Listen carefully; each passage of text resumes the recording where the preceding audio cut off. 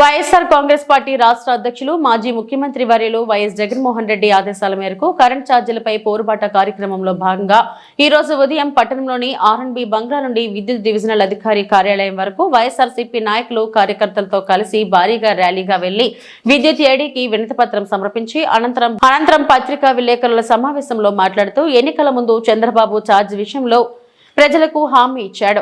ఎట్టి పరిస్థితుల్లోనూ విద్యుత్ ఛార్జీలు పెంచుకోమని, అవసరమైతే గతంలో పెంచినది కూడా తగ్గిస్తామని ఊరవాడ తిరిగి కాలికి బలపం కట్టుకొని ఇదే చెప్పాడు.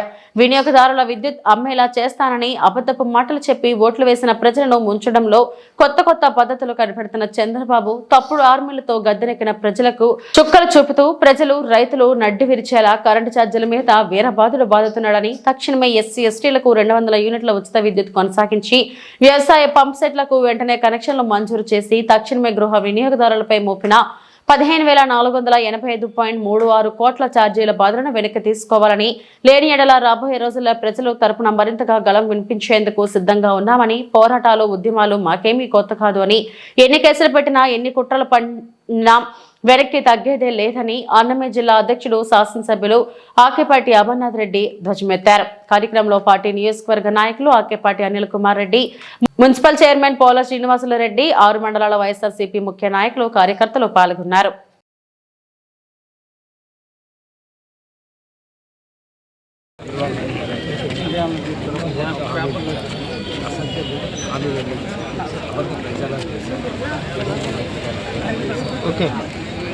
ప్రజలను నమ్మించగలిగారు. ఎందుకంటే ఫోటో ప్రభుత్వ అధికారులు ఏదొచ్చో చంద్రబాబు బాగా చేస్తారు. ఈరోజు రాష్ట్రంలో వాళ్ళంతా దాదాపు 6 మాసాలు 6 మాసాల వరకు కూడా వైఎస్ఆర్ కాంగ్రెస్ పార్టీ ఈ ప్రభుత్వం చేయనింది బాగా చేస్తే చేయనింది సలహాలు ఇస్తామనే ఆలోచనతో ఉన్నారు. దాదాపు 6 మాసాలైనా ఇచ్చిన సూపర్ సిక్స్ ఒక్క హామీ కూడా ముఖ్యంగా రైతాంగానికి కావచ్చు. ఈరోజు నిజంగా విద్యుత్ ఛార్జీలు ఆయన ఎన్నికలు ఒకటే మాట చెప్పారు, మేము అధికారంలోకి వస్తే విద్యుత్ ఛార్జీలుగా తగ్గిస్తాం, విద్యుత్ ఛార్జీలు పెంచబోము, అదేవిధంగా వినియోగదారులు విద్యుత్ ఉత్పత్తి చేసి వారే అమ్ముకునే విధంగా మేము చేస్తామని ఆ రోజుల్లో చెప్పడం జరిగింది. కానీ ఈరోజు ఆయన అధికారంలోకి వచ్చిన నాటి నుంచి కూడా విద్యుత్ ఛార్జీలు దాదాపు ఇప్పటికే 2 మార్లు 3 మార్లు పెంచడం జరిగింది. అదేవిధంగా ఈరోజు ఎస్సీ కాలేజీ అయితే ఘోరంగా ఉంది పరిస్థితి. ఈరోజు మొన్నైతే రాత్రి ఈ రాత్రి ట్రిపుల్ కావచ్చు, ఇది ఒక ఎస్సీ కాలేజీ కావచ్చు, ఇప్పుడు నాకు ఫోన్ చేయడం జరిగింది. అర్ధరాత్రి వచ్చి మా కరెంట్ కట్ చేశారు, మమ్మల్ని బిల్లులు ఇప్పుడు కట్టమంటున్నారు అని వాళ్ళు నిజంగా వాపోవడం జరిగింది. ఈరోజు రాష్ట్ర వ్యాప్తంగా కూడా ఈరోజు ప్రజలు ఇబ్బంది పడే పరిస్థితి. ఈరోజు ప్రజానికం కూడా ఆలోచనలోకి వచ్చారు. ఈరోజు నిజంగా మనం ఎంత పొరపాటు చేశాం.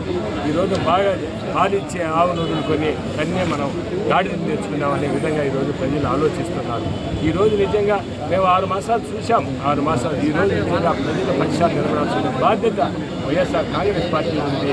ఈరోజు పార్టీ అధ్యక్షుడు జగన్మోహన్ రెడ్డి గారి పిలుపు మేరకు 175 నియోజకవర్గాల్లో కూడా అన్ని నియోజకవర్గాల్లో కూడా ఈరోజు విద్యుత్ ఛార్జీ నిరసనగా ఇంకా మేము బాగా చేస్తామనుకున్నాం. కానీ అనుకోని విధంగా ఆయన మన దేశ ప్రధాని, గొప్ప వ్యక్తి, మహోన్నతమైన వ్యక్తి, ఆయన మరణించారు కాబట్టి, మాజీ ప్రధాని మన్మోహన్ సింగ్ గారు మరణించారు కాబట్టి ఆయన కూడా మేము ఘనంగా ఈరోజు రాష్ట్ర వ్యాప్తంగా కూడా వైఎస్ఆర్ కాంగ్రెస్ పార్టీ 175 నియోజకవర్గాలు ఈరోజు ఘనంగా నివాళులు అర్పించాం.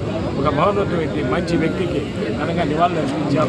కానీ మేము అనుకున్న కార్యక్రమాన్ని ఇదేదో సంబరాలు కాదు, ఇది ఒక నిరసన మేము తెలియజేయాలనే ఆలోచనతో ఈరోజు అన్ని డిఈ ఆఫీస్ గారికి రావడం జరిగింది. మాతో పాటు గౌరవ మన పార్లమెంట్ సభ్యులు రఘునాథ్ రెడ్డి గారు కావచ్చు, ఇంకా మా ముఖ్య నాయకులు మున్సిపల్ కాన్స్టిట్యున్సీ మున్సిపల్ ముఖ్య నాయకులంతా కూడా అందరూ కూడా హాజరు కావడం జరుగుతుంది.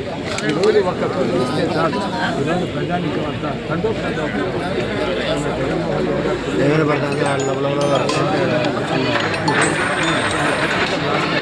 జగన్మోహన్ రెడ్డి జల్దీ గారికి జనం వచ్చినారు. నిజంగా ఎందుకంటే ప్రజలు తెలుసుకున్నారు కాబట్టి మన జగన్మోహన్ రెడ్డి గారు నాయకత్వం ఈ రాష్ట్రానికి అవసరమని ఈరోజు ప్రజలు ఈరోజు నిజంగా వాళ్ళు చేసిన 6 మాసాలు ఇంకా గుంపులు 6 మాసాలు ఈరోజు కరెంట్ ఛార్జీలు పెరిగాయంటే జగన్మోహన్ రెడ్డి అధికారులకు వచ్చింది 6 మాసాలు ఇంకా నీకు ఆ ప్రభుత్వం గురించి మాట్లాడాలి. ఇంకా 4 సంవత్సరాల మీద ఇంకా మీరు ఆ ప్రభుత్వం గురించి మాట్లాడుతూ ఉంటారా? అది నమ్మే మనకు అందరికీ తెలియజేస్తూ పెంచిన విద్యుత్ ఛార్జీలు